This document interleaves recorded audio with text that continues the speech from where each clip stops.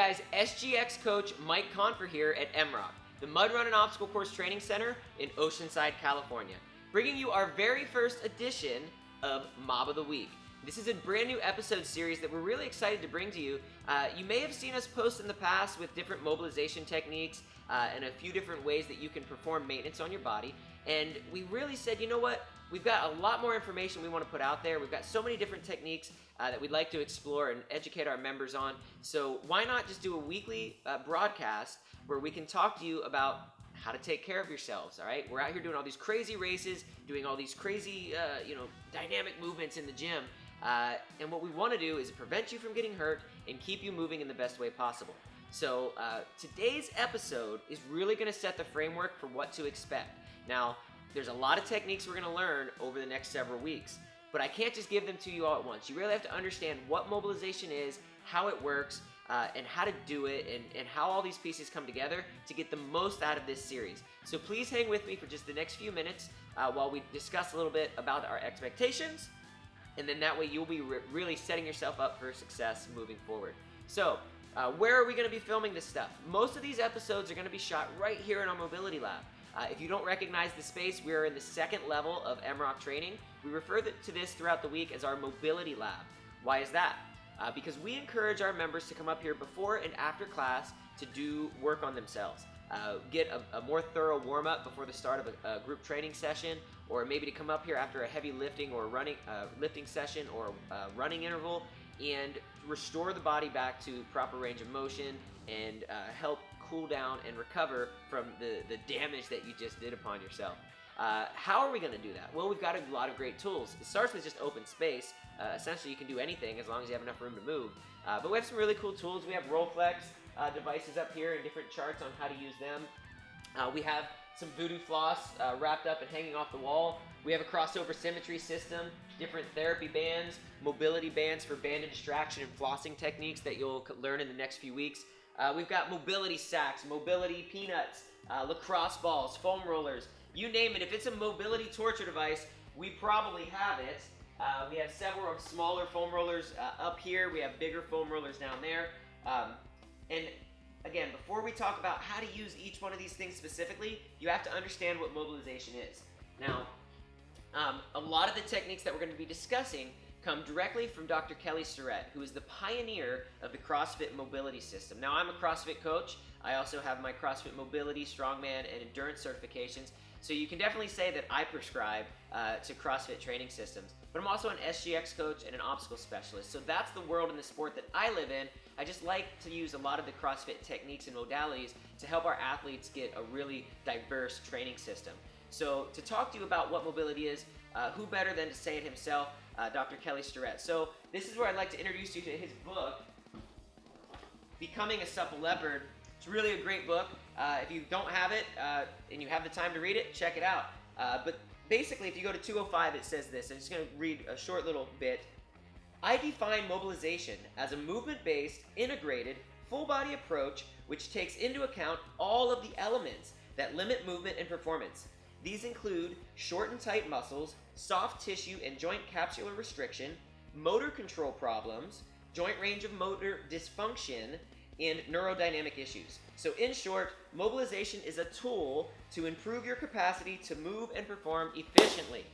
Man, that was said well. I'm glad I read it from the book because I couldn't have said it any better. All right, now another great resource that we have for you up here in the Mobility Lab are these mobility posters. So these are Mobility RX prescriptions for different activities that you're most likely doing in your training, especially if you're training here with us. And these are coming directly from mobilitywod.com.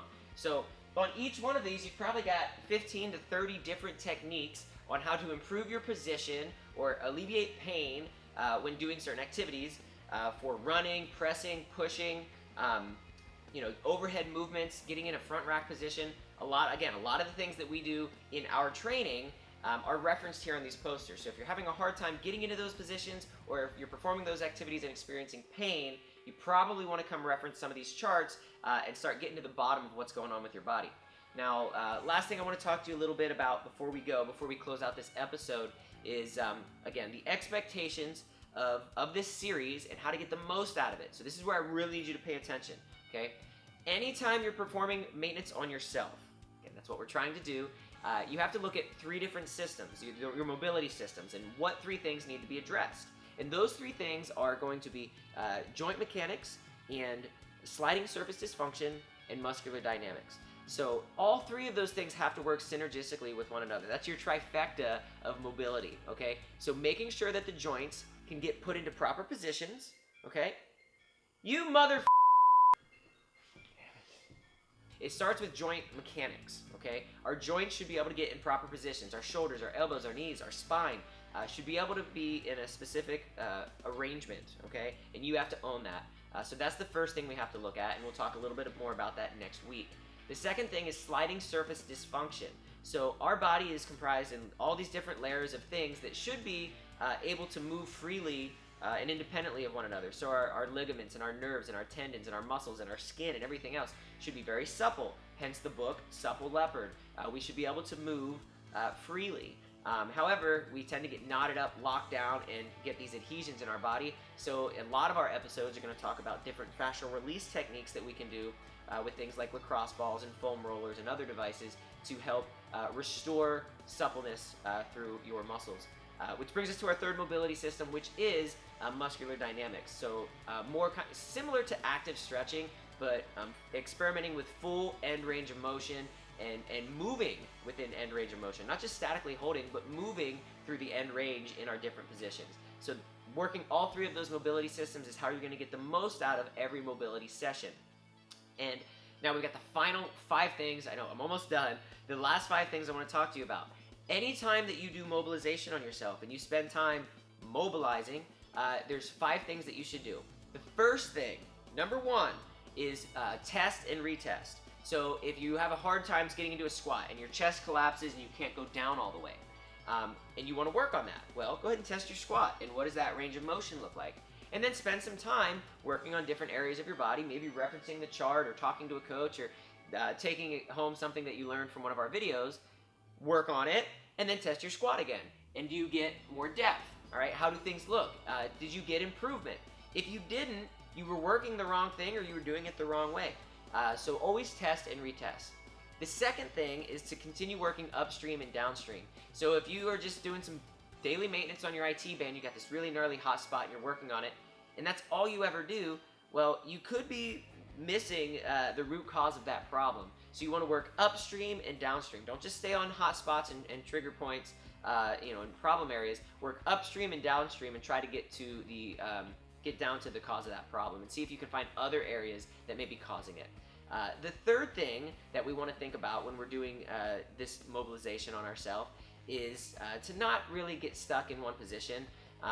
You want to make sure that you're having some fun with this and you're moving around and you're experimenting, similar to what I was just saying about working upstream, downstream.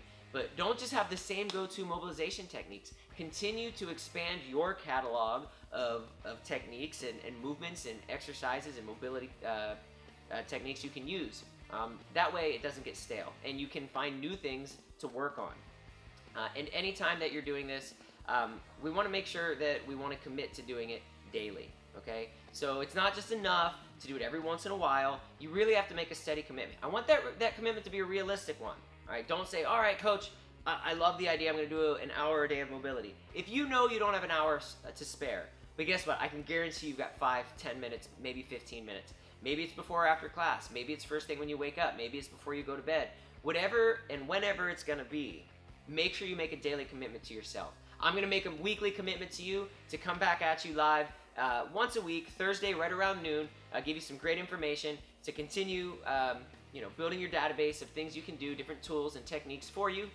So the next one will be next Thursday. I can't wait for you guys to tune in and check it out. Got great information coming your way. If you can't catch us live, you can check our Facebook page, and you should see it on the thread there somewhere.